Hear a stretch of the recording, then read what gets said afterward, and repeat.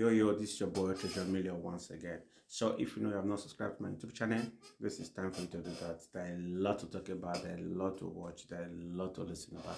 So you guys know what is happening about US and China. So US have been trying their possible best to make sure that there will not be TikTok in US anymore.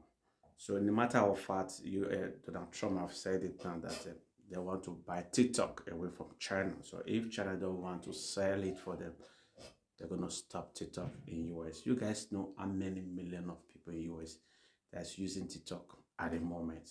So I don't know, what are they going to think about? Is it going to really affect their lifestyle? Is it going to really affect their business? Is it going to really affect their human? We don't really know. So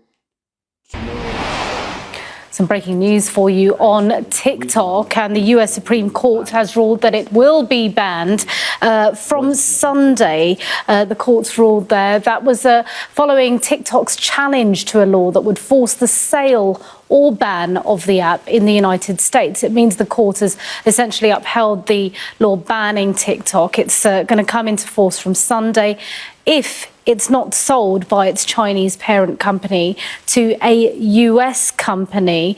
So that breaking news, TikTok is to be banned. That ban will go ahead in the United States from Sunday. Let's speak to our science and technology editor, Tom Clark.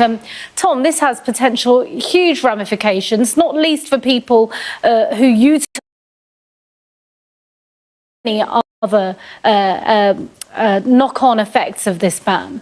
Absolutely, and it's happening at an extremely crucial time for what's going on in America. So this has been running for months, speculation as to whether this ban, which was passed by Congress with unanimous, almost near unanimous, bipartisan support back in March of last year, saying that on Sunday the 19th of January, unless a US buyer could be found for TikTok, it would have to cease operating in the US unless a US company could be found to buy the app and operate it in the US. The reason, of course, is growing concern on both sides of the US political spectrum that China may be using it for nefarious purposes, gathering data on users, spying on users, manipulating them, depending on your views on how aggressive China might be. Not much evidence for that, but the suspicion of it. And that was enough to prompt this ban. But what's happened since is what's making it really interesting. Both President Biden and incoming President Donald Trump both supported the ban when it was going through Congress. But now, as we get close to the end of President Biden's term and the beginning of Donald Trump's, both have come out saying they want to ensure the app stays live. Donald Trump, for example, first of all, President Biden saying that he won't prosecute anybody who breaches that law. Who that might be? Well, that's the companies that make the app available on their app stores. So that's Google and Apple, essentially, and the internet service providers in America who provide internet service that could also carry TikTok. Biden has said he won't prosecute them if this law is upheld. Donald Trump, he said he'll use an executive order to also prevent companies from being sued and the app being fined for selling the app.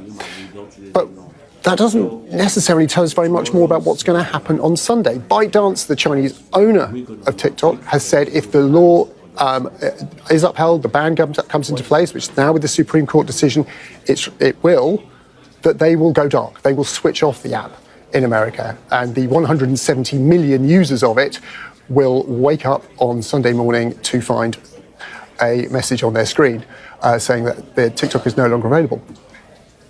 But will they now? We don't know. Given the signals, the messages coming from these two US presidents, they might decide they can chance it and keep going, even though that would put them in breach of US law as it currently stands.